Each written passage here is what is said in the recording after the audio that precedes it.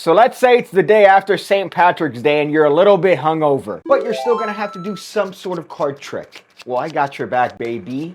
This right here is a card force, a playing card force. In this case, we're gonna be forcing a very specific card. We're gonna tell the participant that they can lift off as many cards as they want, and they're gonna turn them up face up on top of the deck. So they could do this with truly however many cards they want. Let's say they grab this many and they turn it face up on top of the deck. Now obviously, because they're troglodytes and they don't handle playing cards, they're going to have a hard time doing this, so make sure to guide them in the process. But now look at this. You spread and you show them all the cards they could have picked. You could have picked any one of these cards. You could have cut to any one of these cards, but you managed to cut right here to this card, and this card in particular. Please remember it, sir. Do not forget it.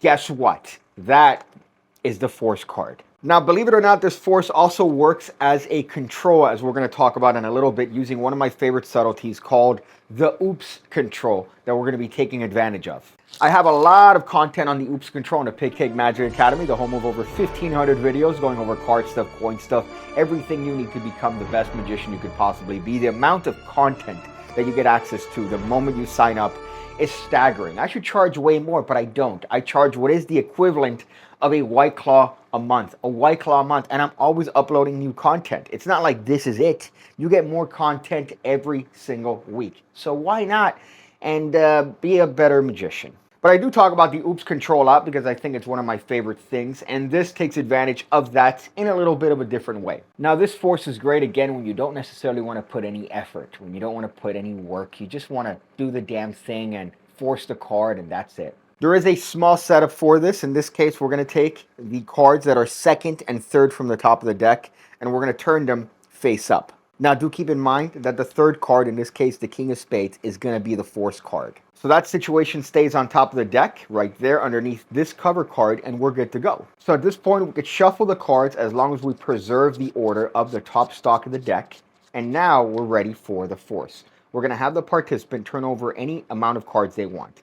Now, you can have them lift up as many cards as they want, and it's not going to make a difference. Here is where you come to some hardship, because you are going to have to demonstrate to the participant what you want them to do. Some participants might turn over cards in different ways. Ultimately, you don't want them accidentally spreading those cards.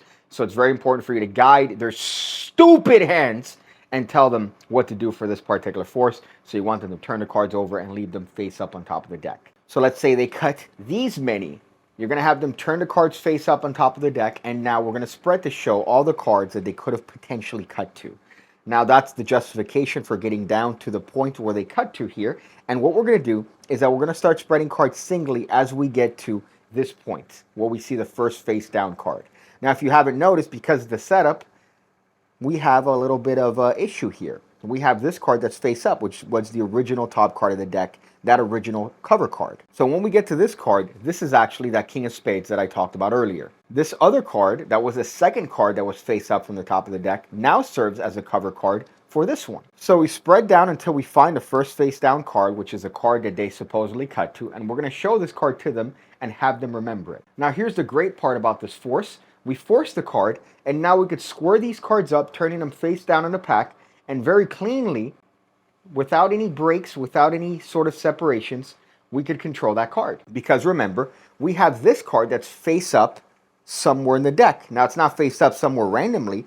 This cover card is face up third from the participant's card. So their card is actually this one right over here. So we could give the deck a series of legitimate cuts. We could even give it some false cuts if we want. But ultimately, when we want to control that card, all we have to do is spread through until we find that card. We don't make a big deal about it. We're just going to turn it to a face down position as if it was a small little mistake.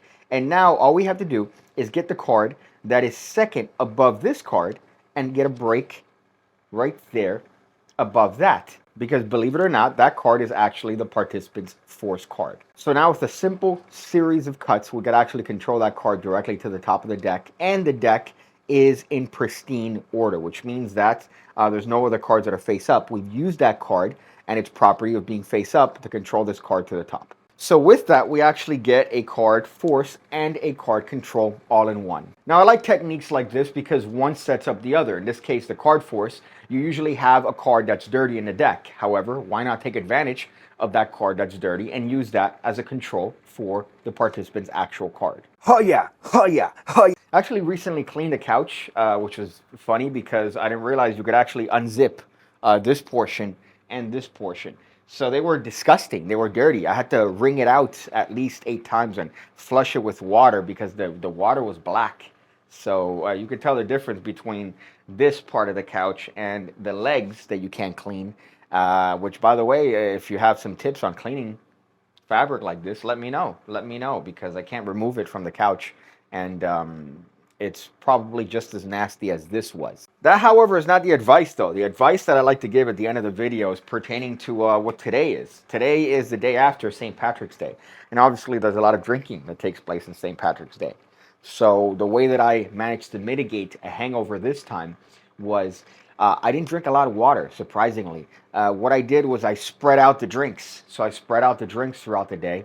And before I slept, I made sure to eat 3 slices of pizza. And on top of that, I took aspirin. So that was my secret formula as to not being grotesquely hungover today. Because you wouldn't have gotten a video if I was hungover. You wouldn't have gotten a video. So that's my bit. I see you again. When I see you again. When I see you again. When I see you again. When I see you again, when I see you again, when I see you again, when I see